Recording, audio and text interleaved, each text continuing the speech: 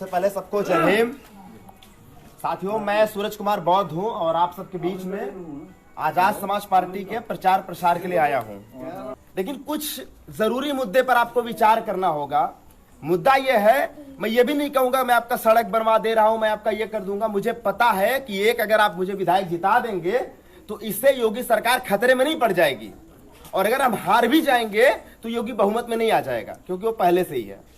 वह संगठन जो CAA NRC के मसले पर आपके लिए संघर्ष किया था, जब वह नेता जो बहन बेटियों पर जुल्म जाती होती है अपनी जान हथेली पर रखकर लड़ाई लड़ता है, वह नेता जो संविधान बचाने के लिए जिसके पास एक प्रधान नहीं है अभी तक, लेकिन योगी आदित्यनाथ और मोदी के आंख में आंख डाल के बताता है कि हम, वह नेता जो जब संविधान की हत्या होती है, जब इस देश में मुस्लिम समाज को दोयम दर्जे का नागरिक बनाए जाने की कोशिश की जाती है, जब इस देश के आदिवासियों को उनके जल जंगल जमीन छीनकर उनको जमीन से बाहर किया जा रहा था, जब छात्रों पे हमला हो रहा था, जब आरक्षण को खत्म किया जा रहा था, उस दौर में एक ऐसा नेता आपके बीच आया जिसके पास एक विधायक नहीं था, लेकिन वो आंख में आंख डाल के और अपने अंदाज में बोला कि अगर हमारे बाप ने संविधान लिखा है तो उसके बच्चे संविधान बचा सकते हैं, और हम अपने मुल्क में संविधान खत्म करके मनुस्मृति लागू नहीं होने देंगे। इस बात का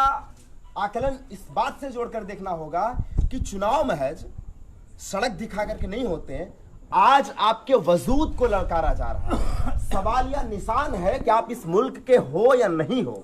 सवाल यह निशान है कि हम अगर इस मुल्क में रहेंगे तो उनके शर्तों पे रहेंगे जिनके बाप दादा ने आजादी के लड़ाई में नाखून कटाने का योगदान नहीं दिया है।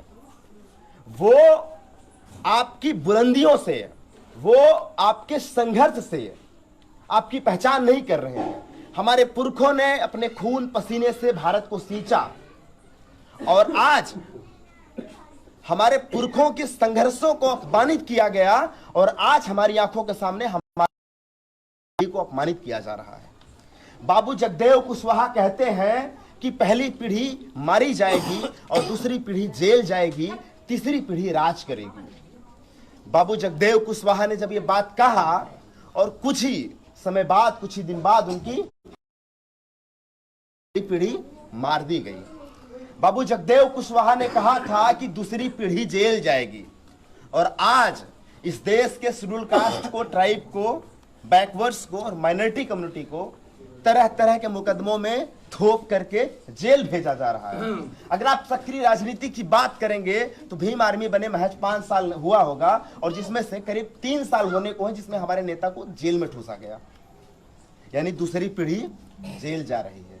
अगर आप ईमान से लड़ाई लड़ेंगे, अगर आप संविधान बचाने की लड़ाई लड़ेंगे, हिंदू मुस्लिम एकता और हिंदू मुस्लिम द्वंद्व से बाहर निकलकर SC ST OBC माइनॉरिटी एकता की बात करेंगे, बहुजन एकता की बात करेंगे, यकीन मानिएगा तीसरी पीढ़ी राज करेगी, और उसकी शुरुआत इस बुलंदशहर से होगी।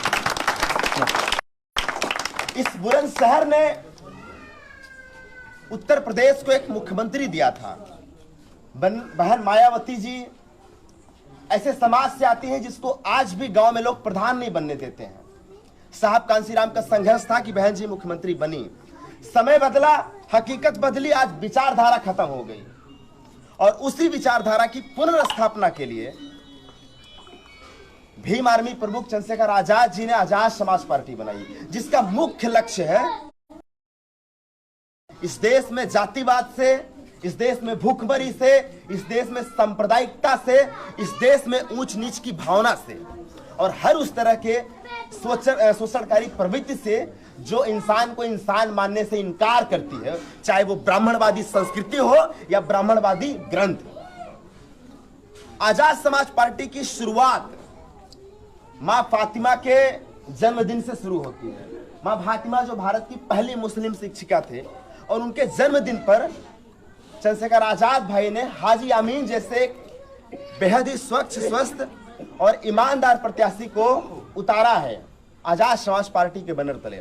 और आज के दिन आप सब बीच में बताते हुए मुझे खुशी हो रही है कि हमारी पार्टी को जो बार बार रोका जा रहा था रजिस्ट्रेशन से, आजाद समाज पार्टी आज आपके बीच में रजिस्टर्ड हो चुकी है। जल्द ही 1-2 दिन में 1-2 दिन में आपको चुनाव चिन्ह मिल जाएगा। अपील करना चाहूंगा कि वोट जो है पौवे पर न बेचा जाए, वोट जो है तमाम तरह की बातों पर न हो, वोट मुद्दे पर होना चाहिए आपके बीच में। तब आप सवाल कीजिएगा कि जब आपके ईमान को ललकारा गया था उस जामा मस्जिद के गलियारे से, उस जामा मस्जिद की नींव पर जब हमने आजादी की लड़ाई शुरू की थी, तब उस पूरे मुल्क में आजादी की शुरुआत हुई इतिहास के पन्ने में।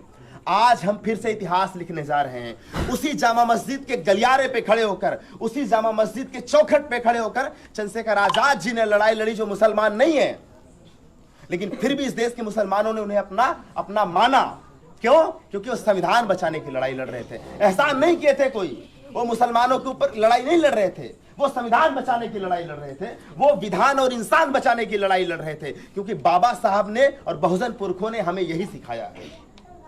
और जब तक संविधान जिंदा है तब तक हमारा और आपका वजूद जिंदा है।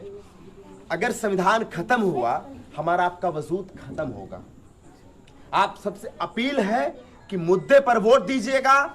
इस देश में जातिवाद, सांप्रदायिक जो प्रवृत्ति बनाई गई है उसको चोट कीजिएगा। हाजी अमीन साहब को वोट दीजिएगा, इसलिए कि महज 1.5 साल के लिए चुनाव जीतेंगे। अगर वो चुनाव हार भी जाएंगे तो वो आपके बीच दोबारा नहीं आ पाएंगे, आने के लायक नहीं रहेंगे। लेकिन अगर आप एक सीट चुनाव जीतते हैं, यकीन मानिएगा आजाद समाज पार्टी की नींव और संविधान बचाने की जो लड़ाई भीम आर्मी ने शुरू की है वो बहुत मजबूती से स्थापित होगी। मैं बार बार कहता हूं और आप सबके बीच एक बार फिर से कहता हूं,